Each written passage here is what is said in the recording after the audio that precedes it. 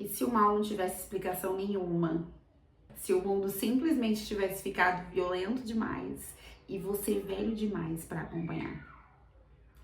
Hoje eu vou falar sobre Onde os Velhos Não Têm Vez, do Cormac McCarthy. Esse livro me surpreendeu bastante. É um romance violento aí, é uma mistura de faroeste moderno com um thriller policial, uma perseguição acontecendo aí ao longo de todo o livro.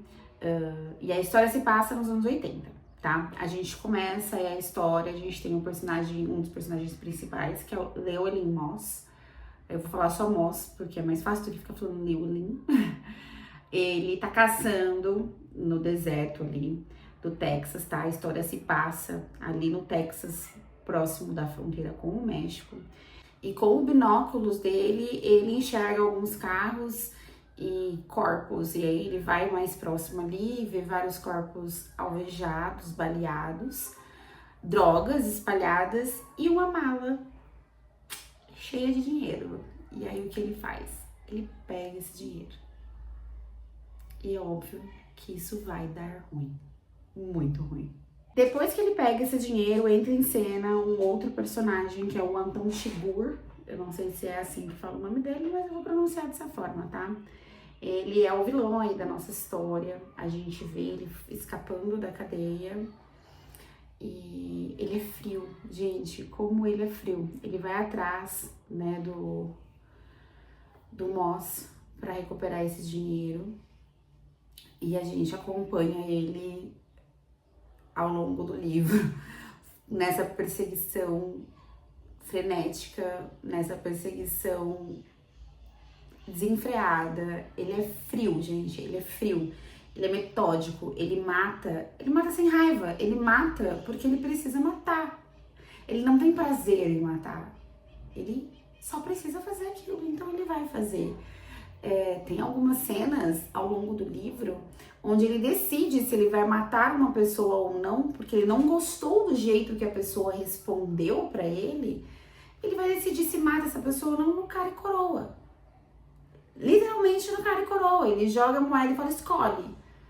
Ah, caiu o que a pessoa escolheu, a pessoa vai viver. Realmente, assim, eu não me recordo de nenhum vilão tão frio, tão metódico em nenhum livro que eu tenha lido nos últimos anos, tá?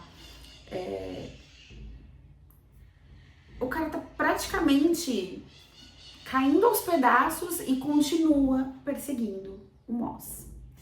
E enquanto tudo isso tá acontecendo, né, ao descobrirem também os caminhões ali, os carros, os corpos, a gente tem o xerife da cidade, o Tom Bell, e ele é o oposto do Chigurh.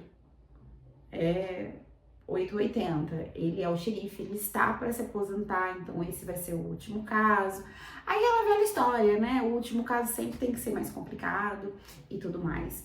Ele é reflexivo, ele tá tentando entender as coisas que estão acontecendo, a violência em que o mundo está, né? Em que tá vivendo, se as coisas ainda fazem sentido. Então a gente tem em paralelo o Moss fugindo, o Chigurh perseguindo e o xerife tentando encaixar as peças. O Moss tem uma esposa, né, uma namorada ali que mora com ele, manda ela para outro lugar para fugir, enquanto ele tenta fugir com o dinheiro para depois eles se reencontrarem. Outras peças e outras pessoas vão aparecendo pelo caminho e vão se ferrando, a palavra é essa, vão se ferrando por de alguma forma cruzarem o caminho, tanto do Moss quanto do Chigurh, né? E o xerife, ele tenta de algumas formas proteger quem ele consegue, né? Quem ele encontra, mas infelizmente ele também não é capaz de fazer muita coisa. A gente tem muitas cenas aqui de tiroteio, de perseguição. Eu fiquei um pouco ansiosa. Chigurh, com toda certeza, é um dos destaques do livro. Ele tem ele segue uma lógica na cabeça dele que é só dele, sabe? Ele tem uma cena em que ele encontra uma das personagens. Eu não vou dar muitos detalhes, porque senão eu acabaria dando spoiler, e eu não ligo pra spoiler. mas eu não sei se vocês se importariam de ouvir o spoiler, então caso não se incomodem, me avisem nos comentários que as próximas resenhas eu farei mais detalhadamente. Mas tem uma cena aqui onde tudo já se resolveu, tudo, né? Basicamente a gente fala, acabou, o filme, o livro acabou. E ele simplesmente vai lá e encontra a pessoa, conversa com a pessoa pacificamente, fala, olha, eu tenho que te matar. E a pessoa fala, não, não tem, não, eu tenho, eu preciso, infelizmente, não tem muito o que fazer, e ele mata, né? Então, assim, é uma lógica própria, ele segue uma lógica dentro da cabeça dele que a gente não consegue entender e é de uma frieza, de uma crueldade que a gente fica assim, é sério? Sério mesmo? Precisava? Não precisava. E o xerife, ele é a consciência moral aqui, né? Ele já é mais velho e ele tá todo o tempo mostrando que ele se sente ultrapassado, né? Esse livro fala muito sobre os cartéis, o tráfico, e ele, em alguns momentos, fala ali que não consegue acompanhar, que ele realmente não entende como as coisas chegaram àquele ponto. O McCarthy aqui, a narrativa que ele constrói é muito seca. Eu achei muito estranho no começo, porque você vai ler o livro, e o livro não tem vírgulas, tá? Num primeiro momento, eu achei que era uma tradução ruim. Eu falei, gente, que tradução horrível foi essa? Mas você começa a perceber que não, que é escrita. E aí eu fui pesquisar, porque eu nunca tinha lido nada do Cormac McCarthy. E eu optei por pesquisar antes de falar alguma coisa. E realmente é uma característica dele, tá? Não é da tradução. Eles usam muito o i, então assim, ele entrou e pegou a chave em cima da mesa e foi até o quarto e abriu a gaveta, olhou para. Então não tem pausa, é uma narrativa direta, desconfortável, sabe? É muito cru, é muito cru. Não tenho outra palavra para dizer assim. É muito cru, é desconfortável. Ele não romantiza a violência. As pessoas são violentas porque são violentas, ponto. Ah, mas por que o cara pegou o dinheiro? Porque ele quis. Ele é uma pessoa ruim? O Moss? Não. Mas ele viu uma oportunidade ali e falou: eu vou pegar. E é isso. Então, assim, ele não romantiza nada. Ele simplesmente é direto em tudo que ele está escrevendo. Essa escrita, sem vírgulas, dá uma rapidez para a leitura, assim, para o parágrafo, para a narrativa e causa uma tensão, porque você começa a ficar cansado, sabe? Você tá vendo ali o Shigur ir atrás do Moss e essa escrita sem pausas, você começa a sentir como se você estivesse sendo perseguido, você começa a ficar tenso ali dentro, você fica tenso o tempo inteiro, como se alguma coisa ruim estivesse sempre para acontecer. E tá? Sempre tá para acontecer. Ali na história, a violência ela não tem uma razão, ela simplesmente acontece, que é como acontece na vida, né? Muitas vezes a gente vê coisas acontecendo aí, o dia que eu estou gravando esse livro, a gente está falando muito sobre o caso do cachorrinho orelha lá em Florianópolis, em Santa Catarina. Por quê? Não tem um porquê, né? E o McCarthy, ele mostra isso. Ele não tem explicação moral, a violência acontece e pronto. É isso que você vai encontrar aqui, tá? A história não é só sobre a perseguição. Nas entrelinhas, você vê muito sobre a questão do envelhecer mesmo, né? Sobre o mundo tá muito acelerado, o mundo tá muito cruel, não existem mais regras. E você fica pensando, isso aqui não é mais pra mim, né? O xerife, quando a gente lê as partes em que é o xerife escrevendo, ou o ponto de vista dele, você vê muito essa sensação de que isso não é mais pra mim, isso não é pra mim. Uma coisa que ele fez com muito prazer por anos, ele olha e fala, não dá mais, eu não consigo mais.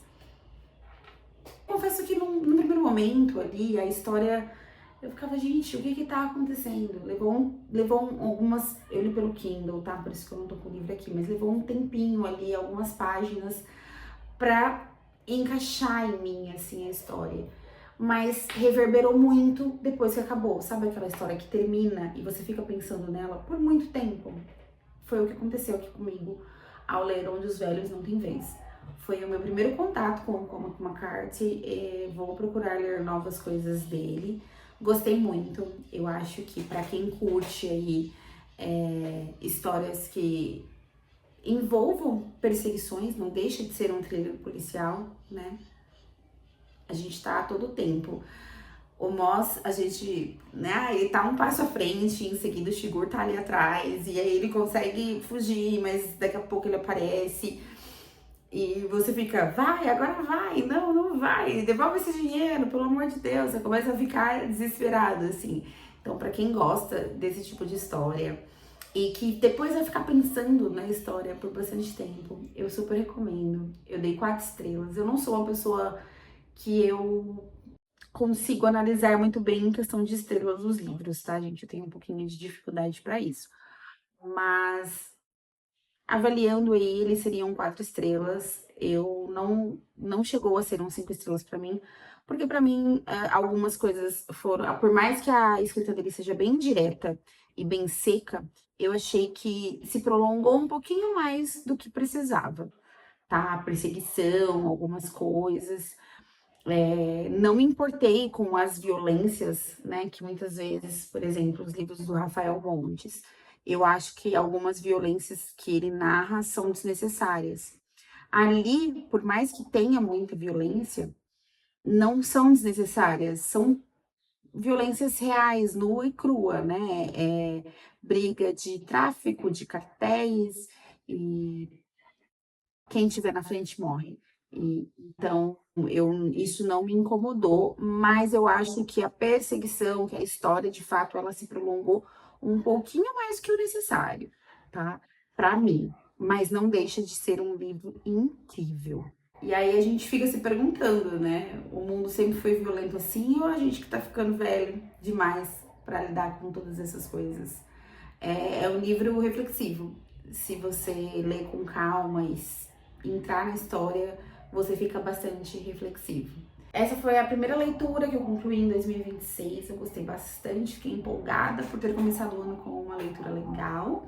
Espero que vocês tenham gostado do vídeo. Se você já leu este livro ou algum outro do Cormac McCarthy, comenta aqui embaixo, fala pra mim o que você achou.